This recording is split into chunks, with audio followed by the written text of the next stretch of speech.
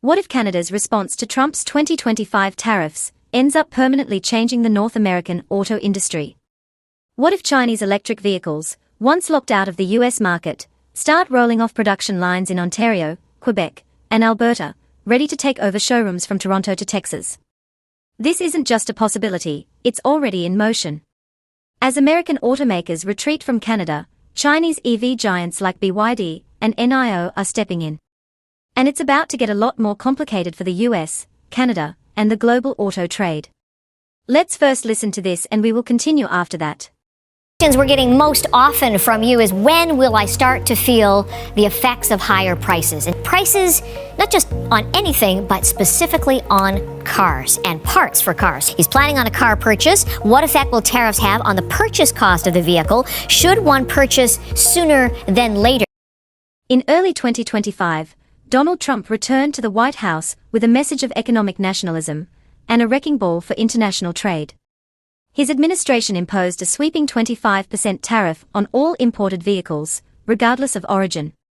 Then, in a move that shocked the global economy, he raised tariffs on Chinese imports to an eye-watering 145%, later dialing them back to 115% after pushback from US businesses. These moves were framed as measures to protect American manufacturing and punish foreign competitors, but they had a devastating ripple effect. Canada, long dependent on integrated supply chains and auto exports to the United States, found itself cornered. Its automotive sector, worth billions, employing hundreds of thousands, and foundational to cities like Windsor, Oshawa, and Oakville, suddenly faced an existential threat. American companies like Ford, General Motors, and Stellantis started making harsh decisions. Under immense financial pressure from tariffs, and with incentives to produce stateside, they began shuttering Canadian plants and shifting operations south. Stellantis closed its Windsor facility, laying off thousands of workers and sending shockwaves through Ontario's economy. Honda, which had been planning a massive EV plant in Canada, abruptly pulled out, announcing a shift to US soil. The logic was simple: build in Canada and get hit with tariffs, or move to the US and benefit from Trump's domestic production push. The result? Canada's position as a North American auto hub was crumbling. And yet, where one door closed, another opened. Canada didn't just sit back. Instead, it made a bold strategic move, one that could realign the continent's auto industry for decades to come. Rather than begging for exceptions or waiting for American mercy, the Trudeau government started negotiating with China's largest EV companies.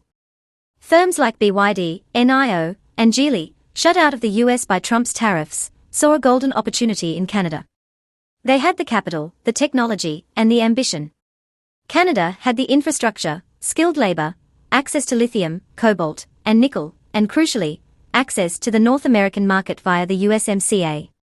By mid-2025, reports confirmed advanced talks between Ottawa and BYD to establish a full-scale manufacturing facility in Ontario. This wasn't just an assembly plant. It would be an end-to-end production site, batteries, drivetrains, everything. BYD was reportedly offered generous tax breaks, subsidies, and land grants, and in return, promised thousands of jobs and billions in investment. NIO began scouting locations in Quebec, with plans to build a cutting-edge R&D hub focused on battery swapping technology. Even Geely, through its European brand Volvo, started quietly negotiating for a plant in British Columbia. These weren't whispers, they were seismic shifts. At a time when American automakers were retreating, Chinese automakers were expanding. But why does this matter beyond Canada? Because these cars, built on Canadian soil, could qualify for preferential treatment under the USMCA if they meet local content requirements.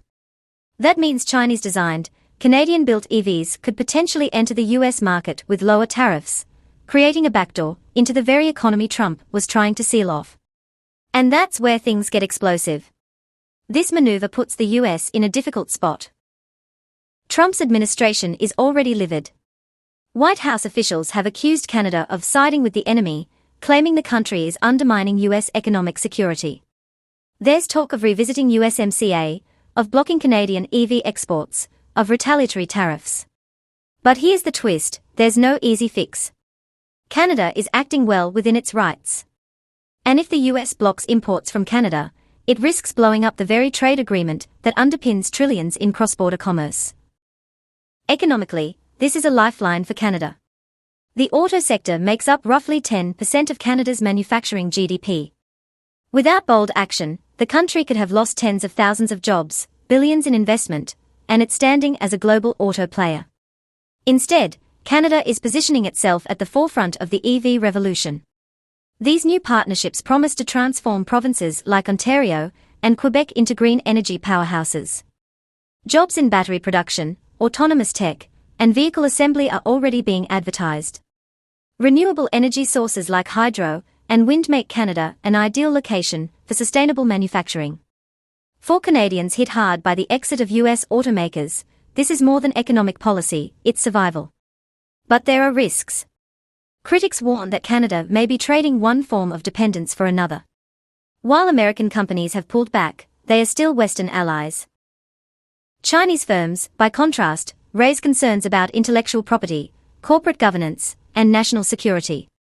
There are fears that Canada could become a branch plant economy for China, with real control remaining in Beijing.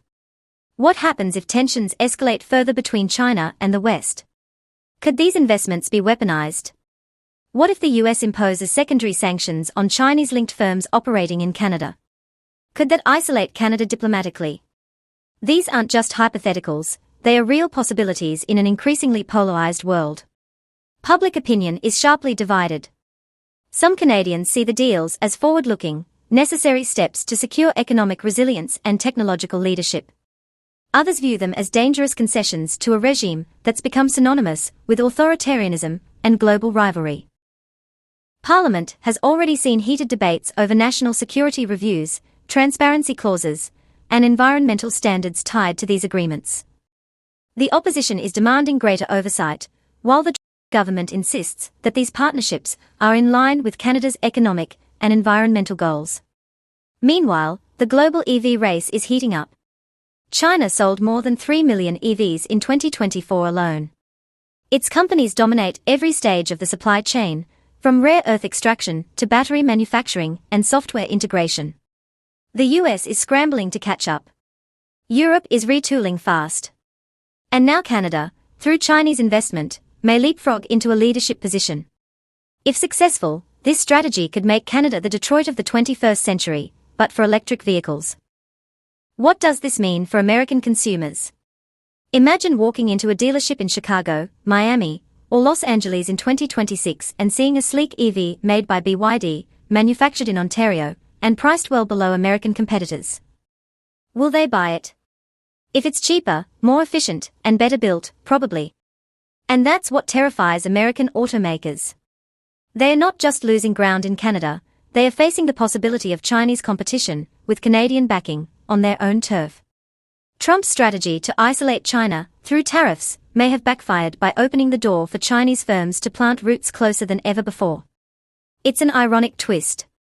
In trying to protect American jobs, his policy may have empowered Canada and China to reshape the market he hoped to dominate. And unless Washington finds a way to adapt quickly, whether through innovation, new trade deals, or competitive incentives, the US could find itself outpaced not just globally, but right next door. And yet, the story isn't over. The coming months will be critical. Will the US retaliate with harsher trade measures? Will it push Canada to back away from these deals? Could it try to revise USMCA altogether? Or will it quietly accept this new reality and focus on rebuilding its own manufacturing base? Canada, meanwhile, must walk a tightrope. It needs to maintain its alliance with the US while securing its economic future. It needs to reassure its citizens that foreign investment won't come at the cost of sovereignty or values. And it must ensure that these deals are more than quick fixes. They must build a sustainable, independent, and innovative auto sector for generations to come. What's happening right now isn't just about tariffs or factories. It's about power, strategy, and survival in a world where economic decisions have global consequences. Canada's pivot to Chinese EV makers could define the next decade of North American trade and rewrite the rules of the auto industry altogether. So the question remains, will this gamble pay off? Or is Canada betting its future on a partner that could one day become a liability? As the engines roar in new Chinese-run factories on Canadian soil, the world is watching and waiting, to see whether this bold move marks a new chapter of independence, or the beginning of a deeper dependency. Whatever happens next, one thing is clear: the road ahead just got a lot more electrified.